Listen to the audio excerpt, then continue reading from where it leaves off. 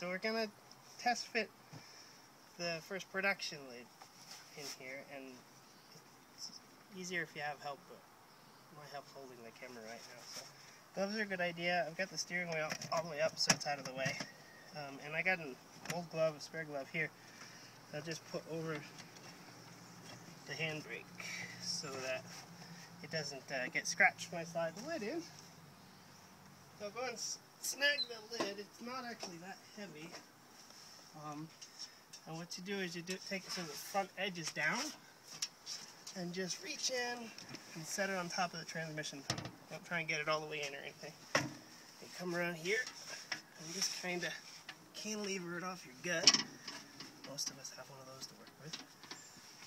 And set it down. All you're shooting for is the handbrake. Set it down over that.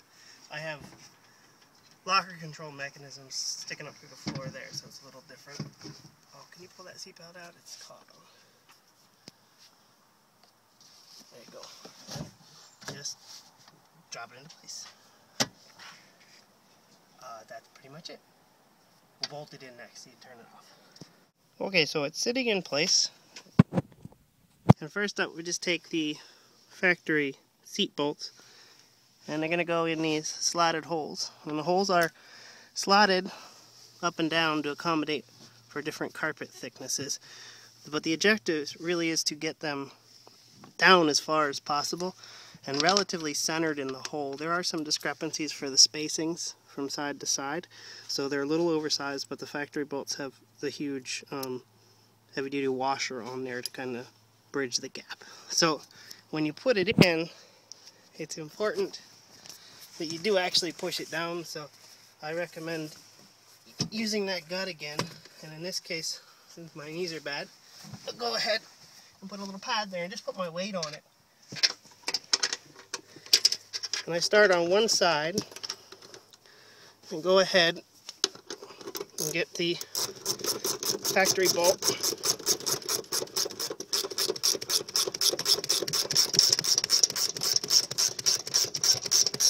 snugged up in there while I've still got my weight pushing down on it.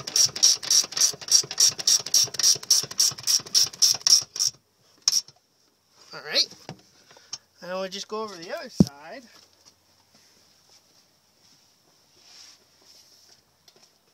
And do the exact same thing again. Double check and make sure it's going to line up. And go ahead and push it down. Now the other thing to take into account is I do my best to keep this plumb and level as I'm making it, but just by where the welds are, by nature of the welds, the whole box is going to cup ever so slightly, just because of this step up here to clear everything, and the fact that there's not pieces on the bottom to hold it together. So you're also not only pushing it into the carpet, but kind of straightening the box out a little bit as well. So I've got lots of weight on there. I'll just go ahead and snug the bolt up. So for right now, all we're doing is just putting the 4 bolts across the front, ignoring the rest of the fasteners, because this is really kind of what dictates where the box ends up sitting and how close to the floor you end up getting it.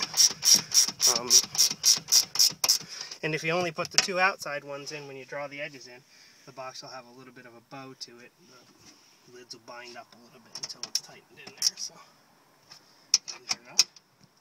okay, so we have the 4 bolts across the front, and then we've got the 2 slotted tabs in the back. Once again, they're slotted to account for the fact that all of the seatbelt mount holes aren't in the same place, and that's what those are. Those are the original places where the seatbelt mounts bolted in, and you'll need to use the factory bolt again. If you don't happen to have those for some odd reason, they're an odd bolt. They're actually an 11mm. Toyota uses 11mm sizes on any of the high strength applications. So we'll go ahead and bolt those into place. If you don't have holes in your carpet where those are, the best way to do it is actually just heat up a soldering iron and poke it through, find the hole, and widen it out. That burns the material of the carpet and doesn't let any of the strands run on you. So those will be snugged right down into place. Get the other side here too. Put its washers back up.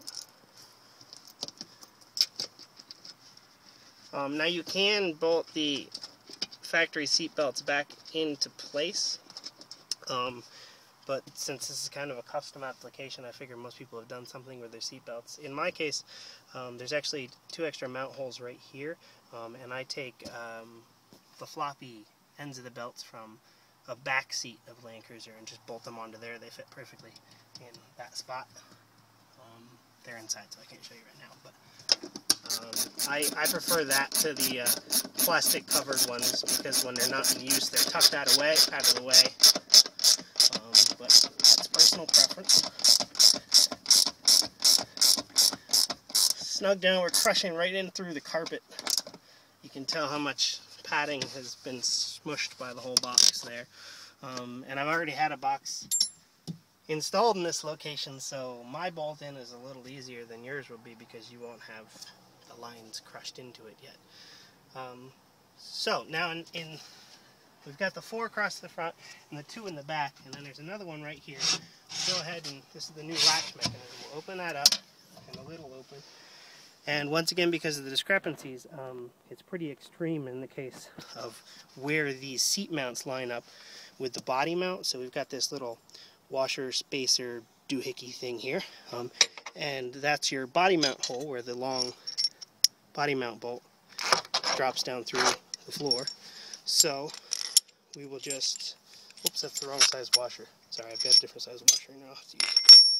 We'll take our new big huge washer and drop it down, and this disc will crush over that spot regardless of, see, you can actually tell that this hole is a little bit offset to that side in this case. In some cases it'll kind of be in that range. So that will take that up.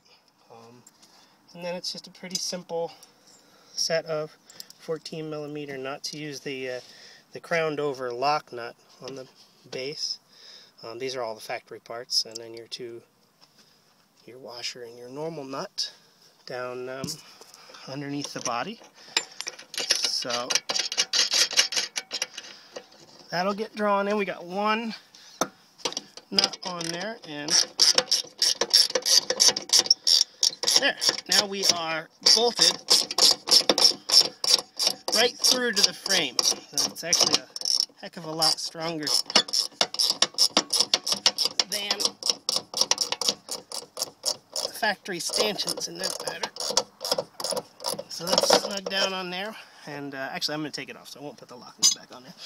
But once that's crushed in, you'll notice that with the lock bar that comes through here, there's actually a slotted spot that goes all the way through. That one felt pretty good, but there's an adjuster plate on the outside, and the holes are oversized. So these little Allen heads can be loosened up, like so.